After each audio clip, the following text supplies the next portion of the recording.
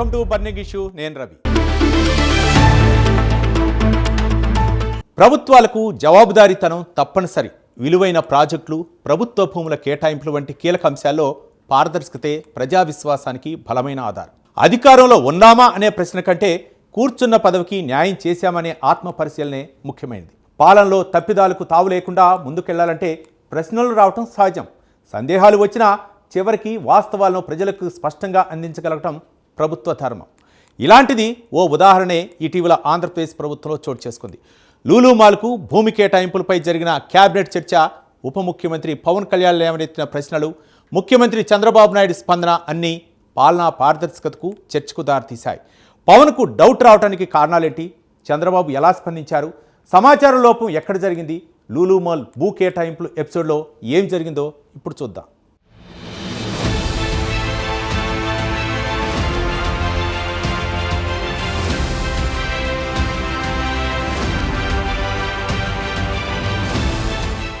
జనసేన అధ్యక్షుడు, ఏపీ ఉప ముఖ్యమంత్రి పవన్ కళ్యాణ్, ముఖ్యమంత్రి చంద్రబాబు నాయుడు నాయకత్వాన్ని గౌరవంగా చూస్తారు.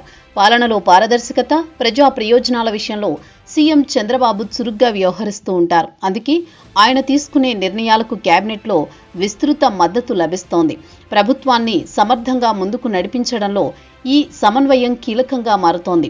అయితే లులు మాల్ సంస్థకు భూమి కేటాయింపు అంశంలో అధికారుల వివరణలు పవన్ కళ్యాణ్ను సంతృప్తి పరచలేకపోయాయి.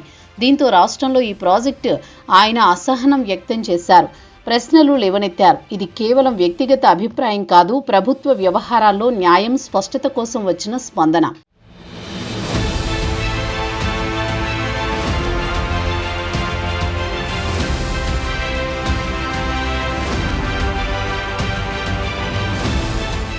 నిజానికి వైజాగ్లో లులు మాల్ వివాదం కొత్తది కాదు. టీడీపీ హయాంలో ప్రారంభమైన ఈ అంశం వైసీపీ పాలన సాగిన 5 ఏళ్లలో రాజకీయ, ఆర్థిక, భూకేటాయింపుల చర్చల చుట్టూ తిరిగింది. అప్పటి టీడీపీ ప్రభుత్వం విశాఖలో లులు గ్రూప్కు 13.74 ఎకరాల విలువైన ప్రభుత్వ భూమిని మాల్ నిర్మాణం కోసం కేటాయించింది. కానీ ప్రభుత్వం మారిన తర్వాత వైసీపీ పాలనలో ఆ కేటాయింపును రద్దు చేశారు. తక్కువ ధరకే భూమిని అప్పగించారన్న విమర్శలు అప్పట్నుంచే వినిపిస్తున్నాయి. ఇప్పుడు కూటమి ప్రభుత్వం అధికారంలోకి వచ్చిన వెంటనే ముఖ్యమంత్రి చంద్రబాబు నేతృత్వంలో లులు మాల్కు మళ్లీ అనుమతులు వచ్చాయి. అమరావతి, తిరుపతి, విశాఖ నగరాల్లో లులు మాల్లు ఏర్పాటు చేయనున్నట్లు అధికారికంగా ప్రకటించారు.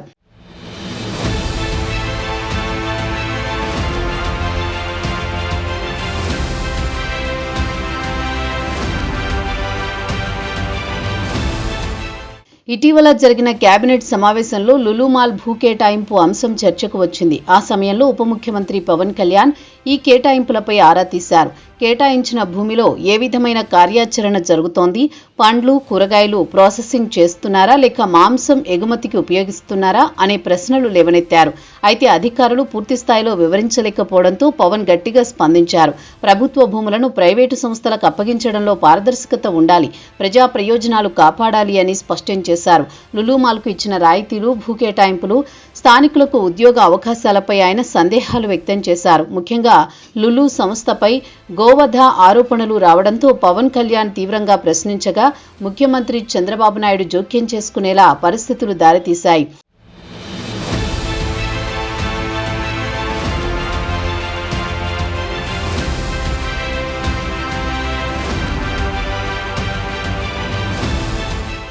గోవధకు సంబంధించి అనుమానాలు వ్యక్తమైన భూమి కేటాయింపు ప్రాంతం విజయవాడ సమీపంలోని మల్లవల్లి ఇండస్ట్రియల్ ఏరియా.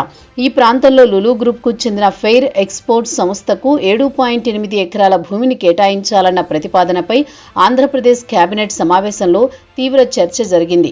ఉప ముఖ్యమంత్రి పవన్ ఈ భూమిలో పండ్లు, కూరగాయలు ప్రాసెసింగ్ చేస్తారా, లేక మాంసం ప్రాసెసింగ్, గోవధ వంటి కార్యకలాపాలు జరుగుతాయా అనే సందేహాలు లేవనెత్తారు.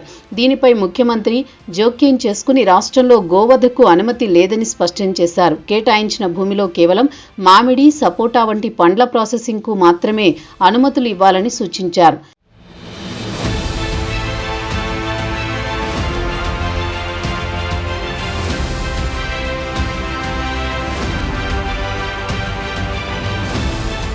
వాస్తవానికి లులు మాల్ యాజమాన్యం కూడా ప్రభుత్వాన్ని కోరిన కోర్కెలు గొంతెమ్మగా మారాయి.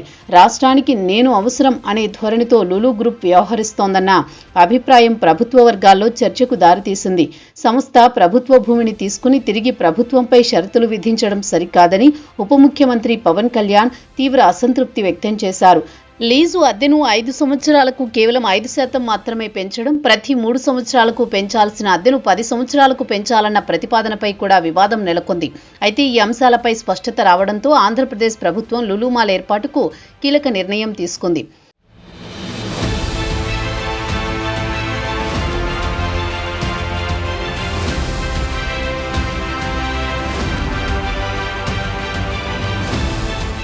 విశాఖలో 13.74 ఎకరాల ప్రభుత్వ భూమిలో 1066 కోట్ల విలువైన మెగా షాపింగ్ మాల్ ఏర్పాటుకు ఆంధ్రప్రదేశ్ ప్రభుత్వం అనుమతి ఇచ్చింది.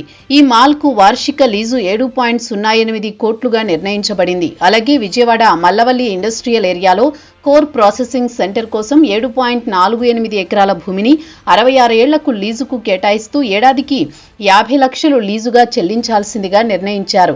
విశాఖ బీచ్ రోడ్లో రానున్న ఈ మెగా మాల్ ద్వారా సుమారు 500 మందికి ఉపాధి అవకాశాలు కలుగుతాయని అంచనా. విశాఖ మాల్కి 10 ఏళ్లకోసారి అద్దెలో 10% పెంపు ఉండగా విజయవాడ ప్రాజెక్టుకి 5 ఏళ్లకోసారి 5% పెంపు ఉంటుంది. ఈ ప్రాజెక్టులు రాష్ట్రంలో పెట్టుబడులను ఆకర్షించడంతో పాటు స్థానిక ఉపాధి అవకాశాలను పెంచుతాయని ప్రభుత్వం భావిస్తోంది.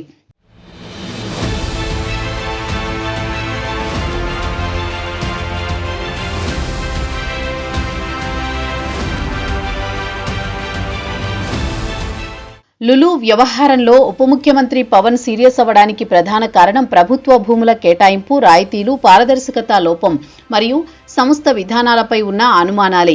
అధికారుల వివరణలు సంతృప్తికరంగా లేకపోవడంతో ఆయన గట్టిగా స్పందించారు. అయితే ఈ వివాదాల మధ్య లులు ప్రాజెక్టు ఆగలేదు. సంస్థకు భూమి కేటాయింపు, ప్రాజెక్టు అమలు విషయంలో కొన్ని షరతులతో ముందుకు వెళ్లేందుకు కేబినెట్ స్థాయిలో ఆమోదం లభించింది. అయినప్పటికీ స్థానికులకు ఉద్యోగాలు కల్పించాల్సిన అవసరం, లీజు నిబంధనల పునః పరిశీలన వంటి అంశాలపై ఇంకా చర్చ కొనసాగుతోంది.